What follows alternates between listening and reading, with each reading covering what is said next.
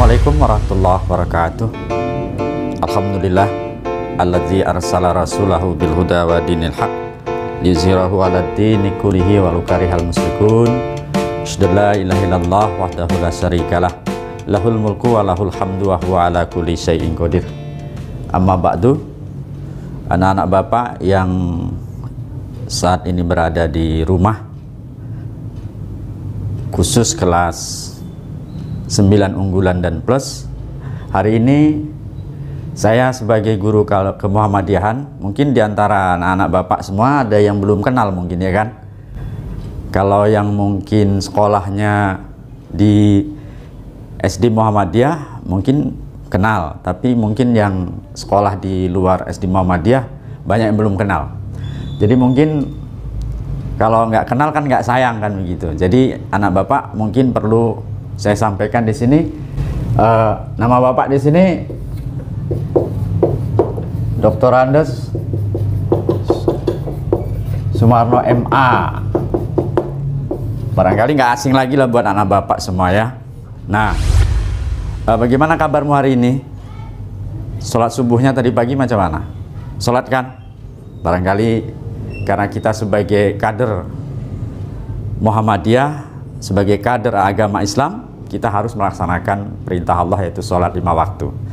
Anak Bapak yang Bapak sayangi semua, hari ini kita masuk kepada pelajaran kemuhammadiyahan di bab 1. Coba lihat di buku paketnya ada itu. Kalau ada buku paketnya bisa dilihat di sana. Ya, buku paket di bab 1 itu kita akan coba dalam mungkin 3 kali pertemuan memberikan bahan pada anak-anak semua. Materi pokok kita adalah manusia sebagai makhluk Allah yang bertauhid. Ini masalah tauhid, ini masalah akidah. Kemudian kita akan coba nanti membahas 4 sub pokok bahasan. Yang pertama adalah hakikat manusia. Hakikat manusia nanti kita bahas secara sepintas. Kemudian Islam sebagai agama tauhid, ya, yaitu yang kedua. Kemudian sikap dan perilaku manusia tauhid. Dan yang terakhir, syirik sebagai lawan tauhid. Nah, 4 hal pokok ini kalau kita pahami secara benar, nanti akhirnya, karena kita tahu bahwa kita hidup di dunia ini kan hanya sebentar ini kan. Dan kita harus yakin dan kita syukuri bahwa kita hidup lahir di atas permukaan bumi dari orang tua, dari kakek nenek kita yang Islam. Tinggal kita bagaimana untuk mendalami dan melaksanakan ajaran Islam itu dengan benar. Ini yang penting buat kita. Karena apapun dengan situasi zaman yang serba canggih ini, kalau kita tidak bisa untuk menanamkan 4 hal pokok di dalam agama Islam, itu ada 4 hal pokok sebenarnya yang harus kita pahami sebagai syariat Islam. Yang pertama, kita lihat itu masalah akidah, ya, akidah. Yang kedua, masalah ibadah, ya. Kemudian yang ketiga, ini akhlak. Kemudian yang keempat itu adalah muamalah duniawiyah.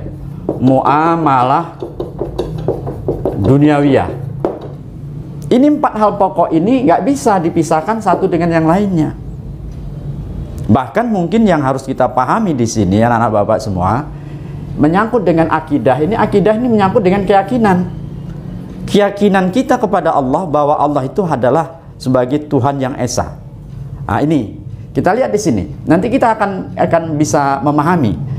Coba kita lihat anak-anak Bapak semua. Yang pertama di sini hakikat manusia. Ini dia. Hakikat manusia. Saya sebagai individu, sebagai manusia di sini, dan kalian juga semua itu sebagai individu, sebagai manusia yang diciptakan Allah. Kita harus tahu hakikat manusia itu apa sebenarnya. Harus tahu kita. Hakikat manusia itu pada prinsipnya adalah sebagai manusia makhluk Allah yang sempurna. Ini dia. Sempurna, ya. Ini Al-insan itu adalah manusia sebagai makhluk yang sempurna yang berbeda dengan makhluk yang lain. Kenapa disebut di sini kita sebagai makhluk yang sempurna? Karena kita berbeda dengan makhluk yang lain.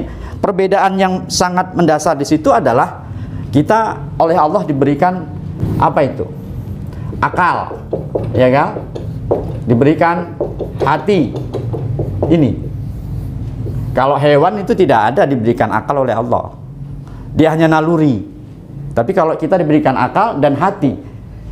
Jadi di sini kita lihat dalil di dalam hakikat manusia, kita sebagai manusia itu adalah Quran surat At-Tin ayat 4. Ya kan? Laqad khalaqnal insana fi ahsani taqwim. Sesungguhnya kitalah oleh Allah sebagai makhluk yang diciptakan paling sempurna di atas permukaan bumi ini. Kan nggak ada kita lihat manusia di atas permukaan bumi ini. Coba kita lihat dari fisik kita aja, dari mulut, hidung, mata, telinga, semuanya menghadap ke depan. Coba bayangkan tuh, telinga kita itu ya telinga yang pas ukurannya diciptakan Allah. Kemudian kalau kita lihat, kita bandingkan dengan makhluk yang lain, tentunya kita bisa lihat di sana. Nah ini. Jadi yang pertama dalilnya Quran surat At-Tin itu tadi, ya kan, laqad khalaqnal insana fi ahsani taqwim.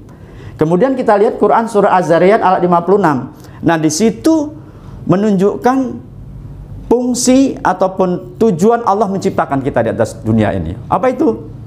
Wa ma khalaqtul jin wal ins illa liya'budun. Ya kan? Jin saja dan kita manusia diciptakan oleh Allah untuk mengabdi. Mengabdi itu artinya untuk menyembah kepada Allah, ya. Menyembah dalam arti kata kita melakukan aktivitas ibadah kita, contohnya kita sholat. Itu salah satu hal. Nah, ini gambaran yang perlu kita pahami hakikat manusia. Ya, nanti ini bahan ini akan Bapak sampaikan, Bapak kirim ke anak-anak Bapak semua. Nanti dicatat. Nanti ada beberapa tahap yang akan kita kirimkan, minggu depan kita kirimkan lagi. Kemudian Islam adalah agama tauhid. Ya. Mengapa dikatakan Islam itu sebagai agama tauhid? Ya kan? Karena jelas kalau kita lihat agama yang diturunkan oleh Allah di atas permukaan bumi ini disebut dengan agama samawi. Agama samawi itu ada beberapa kan kita lihat, termasuk Islam. Agama samawi. Kalau agama ardi, agama yang berkembang di atas permukaan bumi ini ya banyak kita lihat di dunia ini. Kita lihat bagaimana dengan agama apa? Oke, Bapak ulang ya. Yang kedua, kita lihat di sini agama Islam adalah agama tauhid. Saya katakan tadi bahwa agama tauhid adalah agama mengesahkan Allah. Allah itu tunggal. Qul huwallahu ahad, itu tadi. Kalau kita bandingkan dengan agama-agama yang ada di atas permukaan bumi yang diciptakan oleh manusia, itu disebut dengan agama ardi. Kalau bertanya misalnya bertanyalah anak bapak sekarang ini misalnya, tanya, itu bagaimana dengan agama Nasrani itu? Agama Nasrani itu bagaimana? Agama Nasrani itu pada prinsipnya adalah mereka itu menyembah manusia. Siapa yang disembah? Itu yang disebut Yesus itu Isa. Nabi Isa itu adalah seorang nabi, bukan seorang Tuhan. Nah, ini juga kalau kita lihat perbandingan agama di situ, ya kan? Jadi kalau agama tauhid ini jelas adalah agama mengesahkan Allah. Esa Allah itu. Oleh karena itu nanti kita lihat di sini masalah syirik nih misalnya kan. Di sini syirik. Kalau kita sudah mentauhidkan kepada Allah, kita tidak boleh melakukan hal-hal yang membuat Allah itu murka. Contoh, misalnya kalau orang Muhammadiyah itu sudah paham itu. Yang namanya pergi ke dukun, ya, dukun ataupun paranormal ataupun peramal, itu nggak ada istilahnya itu.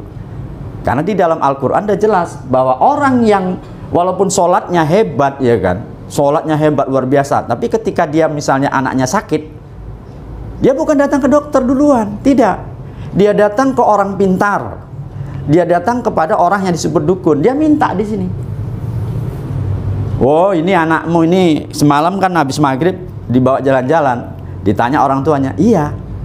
Dibawa jalan-jalan, iya. Kemana? Oh, itu kalau lewat dari pohon yang besar misalnya. Itu di situ ketempelan katanya. Itu satu hal. Kalau sudah kita mendatangi dukun, habislah semua amal ibadah kita itu. Kenapa? Karena dosa syirik itu tadi di sini adalah dosa yang paling besar, dosa yang tidak diampuni oleh Allah. Oleh karena itu mentauhidkan Allah di sini, yang di sini akidah itu tadi, itu nggak ada nilai tawarnya, nggak ada nilai tawarnya. Kalau sudah kita berakidah kepada Allah dengan benar, istiqomah kita, laksanakan itu. Nah, kemudian yang ketiga, yang akan nanti kita pahami secara jelas itu sikap dan perilaku manusia tauhid. Nah, sikap kita itu bagaimana sebenarnya di atas permukaan bumi ini mentauhidkan Allah ini.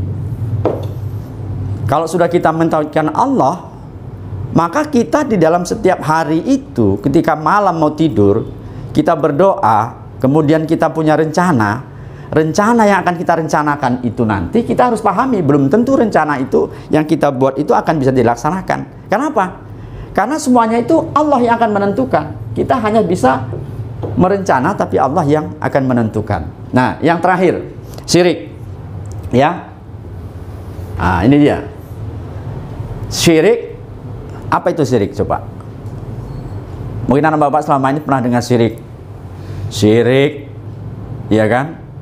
Atau musyrik. Kalau musyrik itu orangnya, kalau syirik itu perbuatannya dia. Perbuatan syirik. Kalau syirik di sini ada dua macam bentuk syirik. Ada yang disebut dengan syirik, ada katanya syirik jali, atau mungkin disebut dengan syirik yang besar, ya kan? Syirik yang besar. Ini yang pertama, ya kan? Ada kemudian syirik khafi atau syirik yang samar-samar. Kita lihat di sini. Syirik yang besar itu yang mana? Oh, kita lihat syirik yang besar. Syirik yang besar itu adalah salah satunya adalah mendatangi dukun tadi, mendatangi dukun. Nah, ini kemudian apalagi di sini? Kalau dia sudah mendatangi dukun, dia punya benda-benda yang dianggap mempunyai kekuatan gaib. Apa itu misalnya? Keris. Ini kalau kita lihat, atau mungkin cincin. Cincin. Ada orang yang pakai cincin itu, cincin dipakai ini, cantik cincinnya. Tapi dia anggap cincin itu punya kekuatan gaib. Kalau dia pakai cincin ini, dia jadi kuat. Kalau mukul orang, kalau nggak ukurannya pukulan tangan kanan, mungkin mati. Kalau ukuran tangan kiri, masuk rumah sakit. Nah, itu kadang ada orang seperti itu. Jadi kesimpulannya, syirik yang zali yang besar ini tandanya mudah. Nah, anak bapak bisa perhatikan di situ. Kalau syirik yang besar ini nampak oleh panca indera. Nampak oleh panca indera. Panca indera kita yang 5 nampak. Kalau keris kita lihat, kan nampak bentuknya dia. Nah, bentuknya nampak dia. Kalau datang ke dukun, kan dukunnya nampak. Nggak mungkin dukun itu samar-samar. Pasti didatangi orang yang, oh itu dukunnya itu kumisnya tebal kayak saya misalnya, ya kan gitu. Ya kan? Mungkin kayak saya, atau mungkin rambutnya panjang, serem mukanya. Itu kan nampak bentuk fisik dari sang dukun. Kemudian cincin kan nampak juga oleh panca indera. Ya kan? Kalau kita jatuhkan misal cincin itu pasti bunyi ting gitu, atau kalau keris kita jatuhkan dia bunyi, nampak di situ. Nah, kita lihatlah itu ya. Di masyarakat itu dengan zaman yang modern ini tetap masih berlaku. Jangan salah kalian itu. Ya, kadang-kadang orang sakit ya, banyak orang yang sakit, atau mungkin tetangga kita, atau mungkin saudara kita, atau mungkin kita sendiri, orang tua kita sendiri bisa juga melakukan seperti itu kalau nggak sadar dia. Sakit nggak sembuh-sembuh, ya kan? Kalau udah sakit nggak sembuh-sembuh, apa? Datangi dukun. Kalau sudah datangi dukun, nah ini harus kita waspadai. Kenapa? Kalau sudah datangi dukun, nanti dukunnya ngomong itu sama kita, ya kan? Datang sama kita, ngomong, oh ini kau sakit, ya. Kau sakit ini dibuat oleh saudaramu sendiri. Saudaramu ada berapa? Ada 10, dia bilang kan? Ada 7. Oh, tapi nggak disebut sama dukunnya itu. Saudaramu yang mana? Kita tanya, Pak dukun, saudaraku yang mana itu yang membuat aku? Pokoknya saudara kandungmu lah. Kau lihat sendiri. Nah, dia nggak menyebutkan si dukun ini. Mungkin adiknya yang nomor 2, adiknya nomor 3, tidak. Tapi dia sebutkan, saudara kandungmu sendiri. Ciri-cirinya bagaimana Pak dukun? Disebutkanlah ciri-cirinya. Oh, dia rambutnya ikal, kulitnya sawo matang, agak tinggi-tinggi. Itu. Rumahnya dari rumahmu jaraknya itu 5 km. Wah, itu kan terjadi apa namanya kan? Apa pemikiran kita yang tidak betul. Nah, itu pasti terjadi. Jadi oleh karena itu yang harus kita hindarkan, syirik jali ini yang besar ini memang nampak, gampang itu kita nampaknya. Jadi jangan sekali-sekali kita datangi dukun atau anak-anak bapak misalnya nanti suatu saat misalnya kepingin dapat jodoh misalnya kan, ada juga orang yang seperti itu, datangi dukun, ada dikasih ilmu pelet katanya. Kalau ilmu pelet katanya macam mana itu? Ya itu nggak akan kekal itu yang seperti itu. Jadi syirik yang besar itu nampak oleh panca indera. Kemudian syirik yang khafi, yang samar-samar ini pun tidak kalah hebatnya dari syirik yang besar ini, karena dia nggak nampak. Apa itu? Contohnya di sini kita lihat ya. Contohnya syirik itu kan riya, kemudian sombong, apalagi sombong, takabur. Ini 3 aja contohnya nih, coba kita lihat. Riya, semuanya mau dipuji. Kalau kita berimpak, bersedekah, kalau nggak dituliskan namanya di papan tulis di masjid itu, nanti datangi itu panitia di masjid. Kalau nggak kau tulis itu namaku di sana, aku udah impak 5 juta. Itu juga disebut riya. Nggak boleh kita seperti itu. Kemudian apa? Sombong. Kalau sombong ini kawannya setan ini. Kalau Rasul ngomong, kalau orang punya sikap yang sombong sebesar biji zarah pun, bau surga pun nggak masuk surga, dia nggak masuk surga. Inilah hebatnya syirik yang samar-samar ini. Takabur hampir sama dengan sombong itu. Merasa dirinya paling benar, merasa dirinya paling hebat. Nggak ada yang hebat di dunia ini. Coba kita lihat sekarang ini, anak-anak bapak semua kan, ada yang hebat. Orang Amerika itu kita lihat dengan situasi virus corona yang sekarang merebak. Coba kau lihat berapa ribu yang sudah mati dengan virus itu tadi. Bisa mereka berbuat apa-apa? Nggak bisa. Jadi manusia nggak bisa menganggap dirinya itu paling hebat. Jadi anak-anak bapak semua, ya, ini waktunya tidak terlalu lama. Jadi bapak hanya menggambarkan inilah bab 1 yang akan kita pelajari. Jadi anak bapak nanti buka buku paket, bisa di sana dilihat, ya. Bapak ulang sekali lagi, yang penting di sini kalian baca, ya kan? Nanti kalau bapak kirimkan bahan, kalian catat, kalian pahami. Nanti akan kita kirimkan soal juga kepada kalian untuk dikerjakan. Jadi saya ulang di sini sebagai kesimpulannya, manusia sebagai makhluk Allah yang bertauhid itu ada 4 komponen yang harus kita pahami.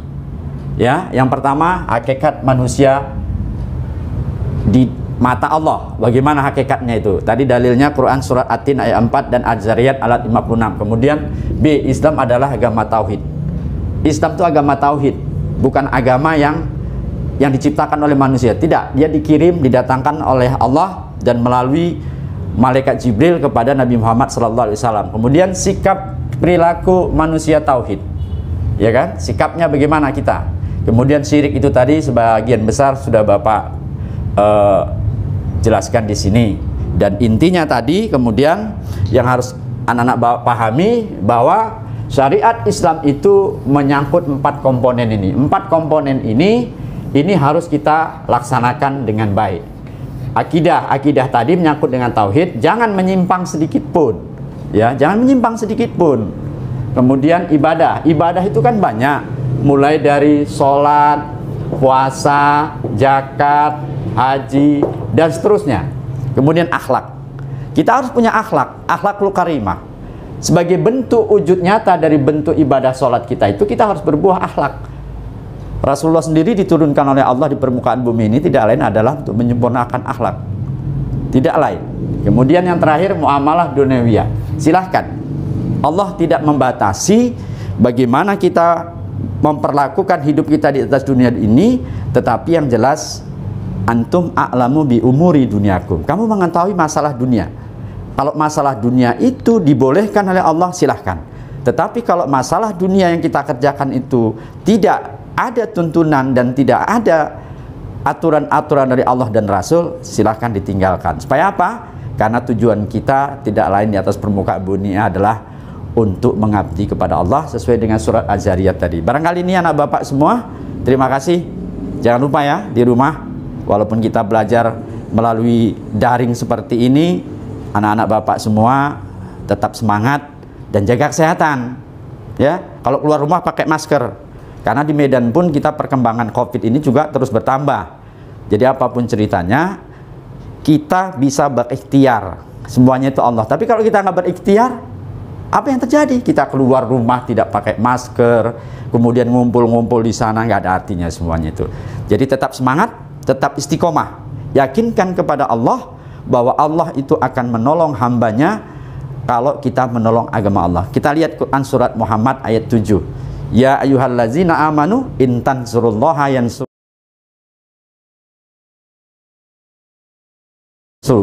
wa yusabbit aqdamakum. Semangat terus ya anak Bapak. Terima kasih atas perhatian semua. Assalamualaikum warahmatullahi wabarakatuh.